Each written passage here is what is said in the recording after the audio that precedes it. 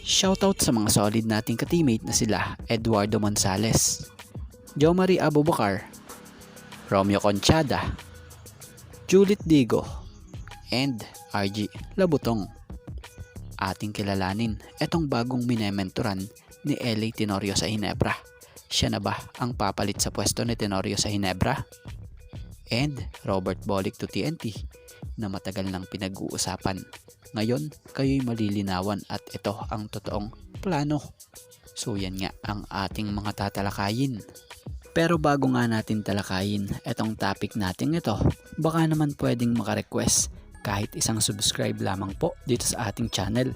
At kung mabigat naman ito para sa inyo, kahit isang like and share na lamang po. Malaking tulong na po yon. Salamat po. So, ayun na nga, kumpirmado, walang mangyayari ngayon na Bolick to TNT dahil ayon sa update patungkol dito na walang planong ganito. So si Bolick ay mananatili nga lang raw dito sa NLEX. So matatanda ang galing Northport, Batang Pier, itong si Robert Bolick na nakuha ng NLEX via trade. So batay nga sa isang insider, wala sa plano na kunin or ibigay ng NLEX sa TNT si Bolick. Lalo pa ngayon injured atong si Kevin Alas.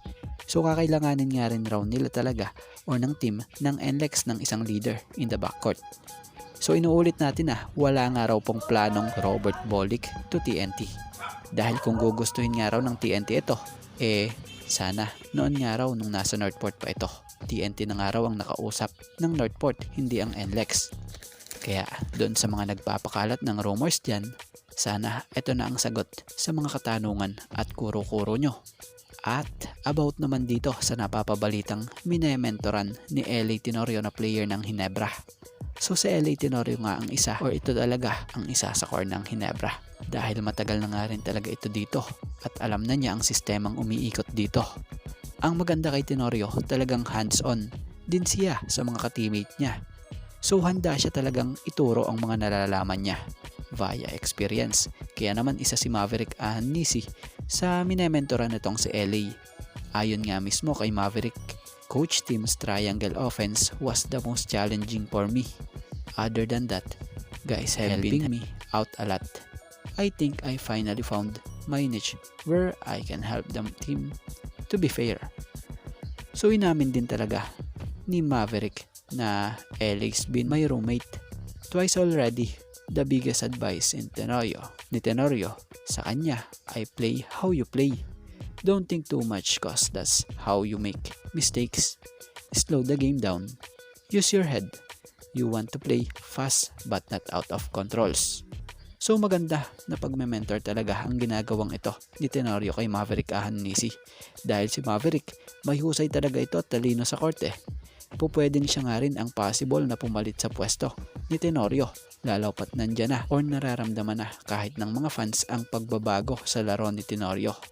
So di man ganong kalakas na ang impact ni Tenorio sa hardcourt, pero pagdating naman sa pag-advise at pag-mentor ng team or teammate niya, talagang big impact ito.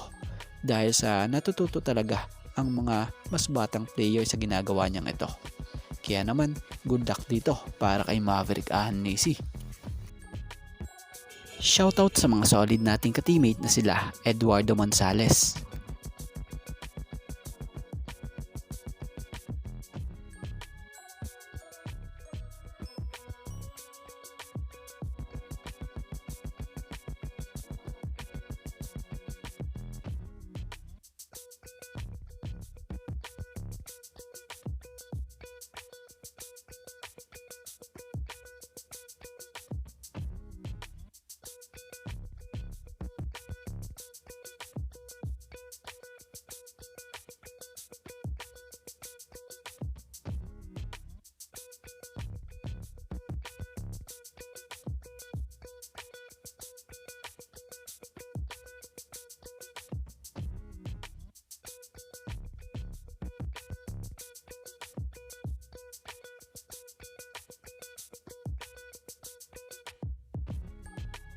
Jomari Abubakar,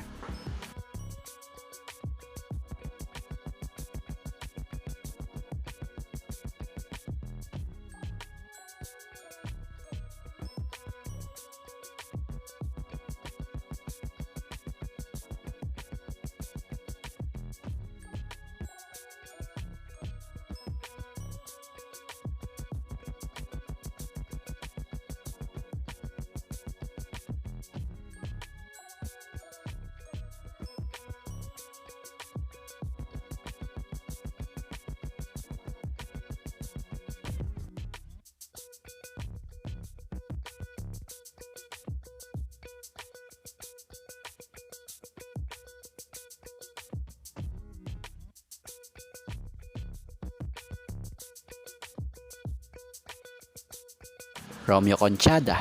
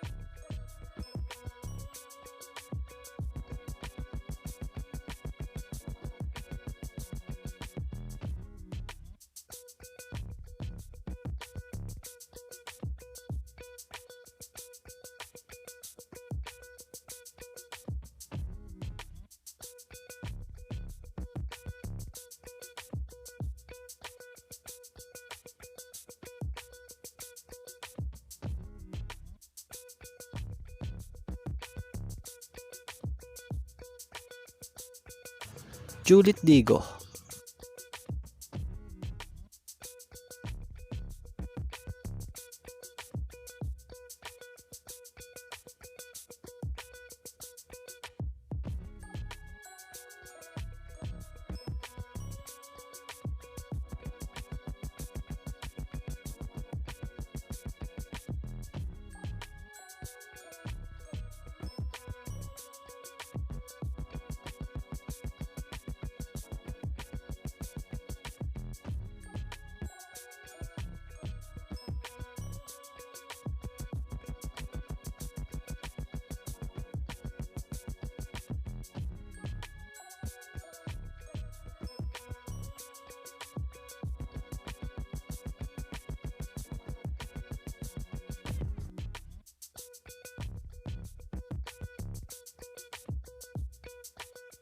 and RG Labutong.